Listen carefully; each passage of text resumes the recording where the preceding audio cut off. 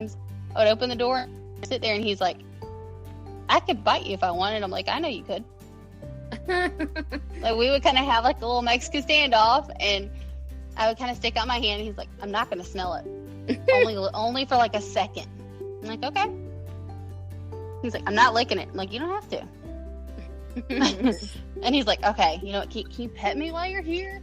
And eventually, like, I could just walk into the cage and like give the dog a bear hug, and he was like perfectly fine with it, kissing me. Like, he was a completely different dog. And being able to like teach him the words and like basically make up a random trick out of something that he had been doing, I just like bonded with him so quickly. And coming in to see him spinning, and he was so excited that I was like, man, that's what I want to go home to. Yeah, absolutely. Then my other one was a Bernese Mountain Dog. Oh, I like that. Yeah. Before I had her, I had only ever carried in like the ones that they had to like, because the first place I worked for, they would do like home euthanasias too. And so I'm like helping carry it in. I'm like, I'm never owning this dog. Oh, it's heavy. But then I met her, and I fell completely in love, like immediately, because she was just the biggest, sweetest little thing. And she had a golden retriever older sister that was 6 years old, and she was only 8 months old, and she was like twice as big as her retriever sister. Oh my gosh. She was massive. And she was just the sweetest. Like, she would get so excited whenever I would come to her cage. And when they came in unexpectedly for like their second stay with me, I kind of caught them out the corner of my eye because somebody else was walking them down, and I said, are those my babies? And they turned around, and they like yanked on their leashes, met me halfway down the hallway. Oh, I was like, oh, heart melted. Oh. But if I had a bad day, I could just like open up her kennel. So we had like the bigger kennel up, like the run, and go in there and just sit with her, and she would just like let me sit with her. Oh. We take selfies, like whatever. My phone is full of selfies with dogs. Oh, well, I hear that. Mine is full of my dog. So. Oh, mine's full of my dog. Selfies with other people's dogs. Yeah. My work cats and my child. There you go. But yeah, like those two instances have really like made me think like I really want to own one of those breeds one day. Yeah. I agree with the Bernese Mountain Dog. I was attacked by an American Eskimo when I was little, so I don't know about that one, but... Really? Yeah. Well, they said this one would, like, if somebody, like, if family came over to visit, like, they knew to just leave the dog alone because he was, like, vicious. And I'm like, he's scared. Yeah. But with him, it was like, you couldn't just, like, come and go. You had to, like, spend time with him. For me, it was like daily efforts to try and get this dog to like not attack. Oh. They're like, nobody has time for that. I'm like, well, nobody has time for an ER visit either. So let me do my thing, and you do your job, and we'll coexist nicely. Right. It's like I'm the one that's got to interact with this dog several times during the day. I want it to like me. Right. Yeah.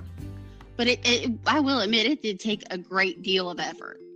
Yeah. On my part of just like sitting there and being patient. And before I could like open the cage door and go to him, I would have to like put my hand to like the closed door so he could like sniff it. And I talked to him a little bit. And if he like went crazy, I'm like, all right, whatever. I gotta go. I got work to do. And then I'd try again later. Yeah. But that dog, it was a lot of work. It was a lot of give and take. But his personality, once I got to that point, was amazing. He was just like the happiest little thing. Well, that's cool. Yeah, but I do see like why you would be wary of them, and the fact that like he was also labeled to be kind of vicious. Yeah, I haven't seen too many American Eskimos in my career though, which is kind of the first and only. That's like, I think I'm trying to think back. I don't know. I know that I've seen a baby American Eskimo, like one, and I'd never seen one, and this was like later in my career, and it was a little shithead, and I was like, you guys need to get this under control. But other than that, unless they were American Eskimos, and they just look like fat ones, I don't know, but I really don't feel like I've seen that many of them, and that's probably why. Probably. I don't know. I don't think they're all that popular. I mean, for obvious reasons. Yeah. But one thing, I live in the South. Mm-hmm. So it's really hot. Yeah. I've seen a lot of Great Pyrenees dogs. Oh, I like them. I think they're cute too. They're huge and beautiful, but I'm like, I feel Mm-hmm. bad for you. Mm-hmm. It's so hot here. Oh. And I feel like that too, because I'm in California and I see huskies in the summer, and I'm like, why are you walking your dog right now? It's like 100 degrees. They're probably hot as hell. I'm that annoying person that, like, if you stop and talk to me and you're walking your dog, I'm like, just be mindful of the sidewalks. They get hot. Yeah. Pause. It's a thing. Yeah, sidewalks and the street, the asphalt. But Well, I didn't know it too. My dog has some sort of weird condition. I just thought it was like just how he was, but when we first got him, they're like, oh, he has a naked puppy belly, and I'm like, yep. And still, like, even to this day, he's like about to be 6, I think, and he does not have very much hair behind his ears or on his belly. It's just peach fuzz. But he always gets like a clean bill of health. And he's a Chihuahua. Interesting. Exactly. And I didn't know that, and I think I accidentally sunburned his head one day. So, Aww. doggy sunscreen, it's totally it's like a necessary. It is a necessity, Yeah. necessity, big time. Thank you, that word. Yeah. Yes. It's like, this is great. Aw. Sunburn the dog's head. And it's It probably wasn't like, that bad, though. is it like a light color Chihuahua? He's more like a sable and white. Oh, okay. Well, yeah, a little bit. I was gonna I mean, say he's it's got- usually those ones. He's like tan, black, with like white specks on it, and like a white tip tail. Oh, okay. There's some white on his face. Yeah. He needs sunscreen or a hat. Don't even the hat. Like, don't give anybody any ideas, especially my family. But I never understood why he was so cold. Like, during the winter, it's like shake so bad that it's like worrisome almost. But like, you put a sweater on him and he's fine. And I'm starting to like piece together after working in the field that like him not having hair in certain areas is abnormal. So he's probably abnormally cold. Probably. But I mean, he probably has hardly any hair or body fat. That too. Regardless, the sweater helps. Well, there you go. Oh, man. No, mine don't need sweaters. No, yours come with built-in insulation. They have enough hair to choke the vacuum every day, so it's terrible. Do you have any more funny stories or questions? The only other thing that you made me think of when you were talking about your whole guard cat thing, it made me think of when I was dating my husband, or it was my boyfriend at the time, but my husband. And I had cats when we first got together, and he ended up being allergic, so I had to rehome them, which they got good homes. But anyways, so he came home late one night because he works weird. He used to work weird shifts. It's a lot better now. But he came home. It was my place, and my cat was there. And I guess like, Oh no! I guess the cat did like the Halloween cat. I was asleep. I don't remember. I don't know what happened, but he did like the Halloween arched cat hissing, like freaked out on him. And he knew who he was. So I don't know what your deal is, but it was just like, you must think you're a dog or something. I don't know, but it was just maybe guard cats are really a thing. Maybe I find that really odd. Really odd. Yeah, really. I mean, the saying is that cats have staff, like what do they need to guard you from? So, I don't know. It's just strange.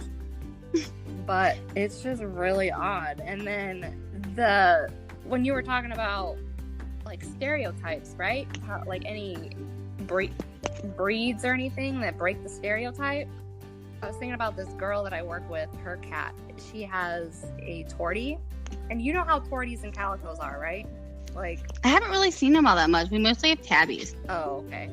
Well, Forties and Calicos are known for being little shitheads, basically. Like, most of the cats that I've seen that are evil are a tortoiseshell or a calico. I don't know why. I don't know the reasoning, but they are.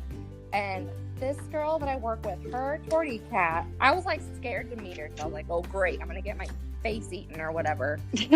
And she was like the nicest cat I've ever seen. Is this real? Are you sure you're a tortoiseshell? So that was like the weirdest thing ever. If anyone else is listening and has seen a tortoiseshell, they will know what I'm talking about because they are crazy. Or if you have any like break the stereotype stories, yeah, like drop a message about that. We would love to hear it and share it with everyone. Yeah, I don't know. It's crazy, but no. So the last breed question earlier, do you have a favorite cat breed? Cat breed. Oh, I really love Maine Coons. Everybody asks if the two that we have, the two big ones, are Maine Coon, and I'm like, maybe somewhere very distantly down the line, like a smidge, but no, one's just overweight, and I don't know the other one's excuse. And they're like, his mom's a vet, how's he overweight? I'm like, you know what? We don't ask questions around here. We just the thing is, like, just be like, I know me personally, like, I'm a vet tech, but I don't ever give my dogs vaccines on time. Like, here I am preaching, get your shots, get your this. I'm terrible at it. So, of course, my dogs are probably overweight. But, I don't know. It's funny. But no, I really love Maine Coons. And then I also really love, they're not a breed, but I'm a sucker for an orange cat. I love orange cats. I don't know why. I do. What about you? Super basic, probably, but Bengals. Oh my God, they're beautiful. They are beautiful. But they're also kind of buttheads. Well, yeah, I mean, they're crossbred with, you know. Yeah, that's true. It's true. Bengal. They are really pretty, though. Their markings are they're just like exquisite. Yeah. That's really what gets me with them, is like they are the most beautiful cats I've ever seen. Yeah, they really are. But I don't know. I don't know if I could own one. I don't know. I've never like had to come across owning one, but I ran into a lady that kind of happened up on one. She thinks it's like just a mixture, maybe. Mm-hmm. But she was like, I think it definitely is if you look at the markings. And so I went home because like I have like a complete breed book for like cats and dogs, trying to like educate myself more about the breeds, which I think might be really fun to do sometime on here. Yeah, especially with the cat breeds, because I didn't know there were so many. But I actually got this, and it was just saying that you can tell their markings by the fact that it kind of just looks like somebody painted them on there. They don't have like a real specific pattern. Like domesticated, like fully domesticated cats, they say have like, what's it called? Symmetrical markings. Oh, okay. And like that's how you can kind of tell that between like a actual Bengal. I'm actually trying to find it in my book right now so I can. Most domesticated cats have very symmetrical markings unless they have like a specific breed in them, like like a, I can't really say, it's like Oxycat Classic. I don't know, it's like a version of like a Oxycat. I don't know. Like Aussie cat or something. OCICAT. Yeah. Something like that. It's the classic. It's like a tabby with like an exotic difference. So whenever they have like different markings, I've learned that those are like the exotic ones. There's something different about them. But like this one actually had the like marble classic appearance as of the Bengal, and it had the distinct like build with like the lower back end. And that's really how we could tell. And like its cheeks literally just looked like somebody outlined all of its bone structure with like a perfect little paintbrush. It was beautiful. Wow. So pretty. Interesting. No, it's easy to just be like, I'm gonna have short hair, medium hair, or long hair. Yeah, that's pretty much how all cats are classified. Unless it's like Siamese. Right. Exactly. or something that you can't